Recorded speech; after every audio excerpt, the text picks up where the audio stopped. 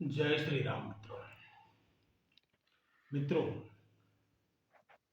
आज रामायण में वर्णित श्री राम जी के वनवास मार्ग के बारे में।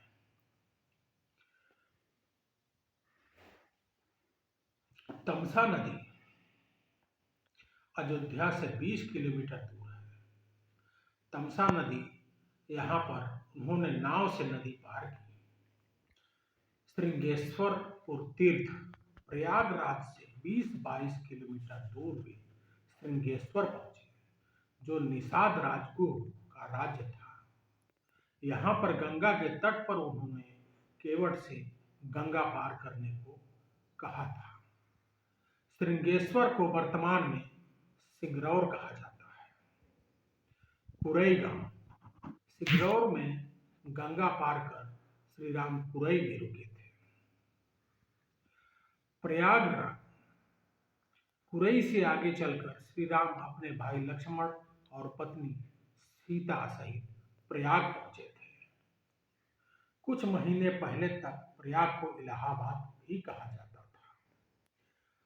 चित्रकूट प्रभु श्री राम ने प्रयाग संगम के समीप यमुना नदी को पार किया और फिर पहुंच गए चित्रकूट।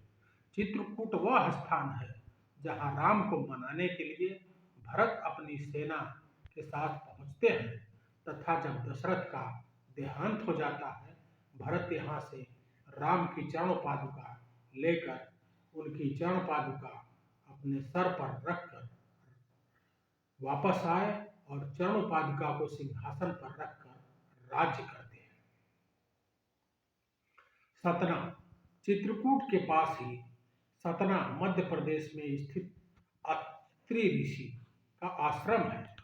हालांकि अनसुईया पति महर्षि अत्रि चित्रकूट के तपोवन में रहा करते थे, लेकिन सतना में रामवन नामक एक स्थान पर भी श्री राम रुके थे, जहां ऋषि अत्रि की ओर से और माता अनसुईया से भेंट हुई। एक और आश्रम था दंडकारण्य। चित्रकूट से निकलकर श्री राम घने वन में पहुंच गए। असल में यही था उनका वनवास। इस वन को उस काल में दंडकारण्य कहा जाता था। मध्य प्रदेश, छत्तीसगढ़ और महाराष्ट्र के कुल क्षेत्रों को मिलाकर दंडकारण्य था।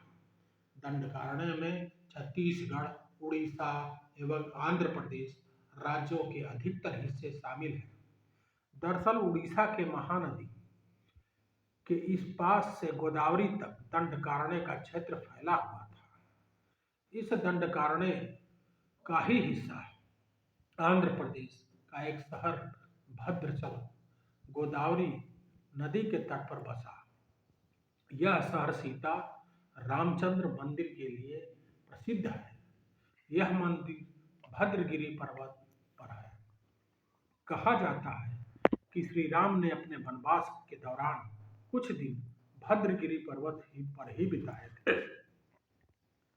स्थानीय मान्यता के मुताबिक दंडकारण्य का आकाश में ही रावण और जटायु का युद्ध हुआ था और जटायु के कुछ अंश दंडकारण्य में आ गिरे थे। ऐसा माना जाता है कि दुनिया भर में सिर्फ यहीं पर जटायु का एकमात्र मंदिर है।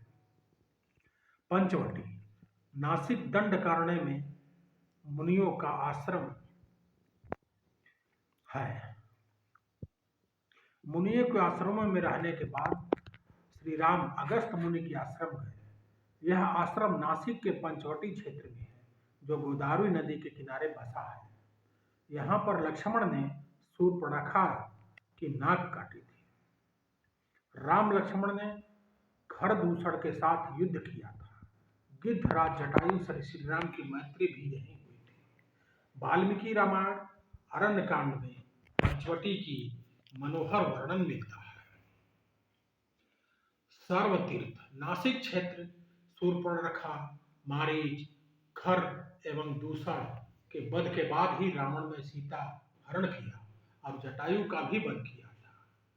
इनकी स्मृति नासिक से 56 किलोमीटर दूर तारकेश्वर गांव में सर्वतीर्थ नामक स्थान पर आज भी संरक्षित है। जटायु की मृत्यु सर्वतीर्थ नाम के स्थान पर हुई थी, जो नासिक जिले के इगतपुरी तहसील के तांकेड़ गांव में मौजूद है। इस स्थान को सर्वतीर्थ इसलिए कहा गया है क्योंकि यहाँ पर मरणासन जटायु ने माता सीता के बारे में बताया।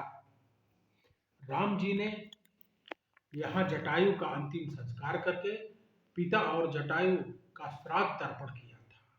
इस तीर्थ पर लक्ष्मण रेखा भी थी। पर्णशिला पर्णशिला आंध्र प्रदेश के खम्माम जिले के भाद्रचल में स्थित है। रामलय से लगभग 1 घंटे की दूरी पर स्थित पर्णशाला का पनशाला या पानशाला भी कहते हैं। पर्णशाला गोदावरी नदी के तट पर स्थित है। मान्यता है कि यही वह स्थान है जहाँ से सीता जी का हरण हुआ था। हालांकि कुछ मानते हैं कि इस स्थान पर रावण ने अपना विमान उतारा था। इस स्थान से ही रावण ने सीता को पुष्पक विमान में बैठाया, यानी सीता जी ने धरती यहाँ छोड़ी थी। इसी से वास्तविक हरण का स्थल भी माना जाता है। यहाँ पर राम सीता का प्राचीन मंदिर भी है। तुंगभद्रा सर्वतीर्थ और पर्णशाला के बाद श्री राम लक्ष्मण सीता की खोज में तुंगभद्रा तथा कावेरी नदी के क्षेत्र में पहुंच गए। तुंगभद्रा एवं कावेरी नदी क्षेत्र के अनेक स्थलों पर वे सीता की खोज में गए। सबरी के आश्रम तुंगभद्रा और कावेरी नदी पार करते हुए राम और लक्ष्मण चले सीता की खोज में। जटायु और कंबद से मिलने के पश्चात वे ऋषिमुख पर्वत पहुंचे। रास्ते में पंपा नदी के पास सबरी के आश्रम भी गए, जो आजकल केरल में स्थित है। सबरी जात से भिलनी थी और उसका नाम भी श्रंभड़ा, पंपा, तुंगभद्रा नदी पुराना नाम है। इस नदी के किनारे हम्पी बसा हुआ है। पौराणिक ग्रंथ में ऐसा माना जाता है। इसके बाद भगवान श्री राम रामेश्वरम होते हुए लंका तक पहुंच करके माता सीता को रावण से युद्ध करके और विजय प्राप्त करके वापस आए थे। जय श्री राम, हर हर महादेव।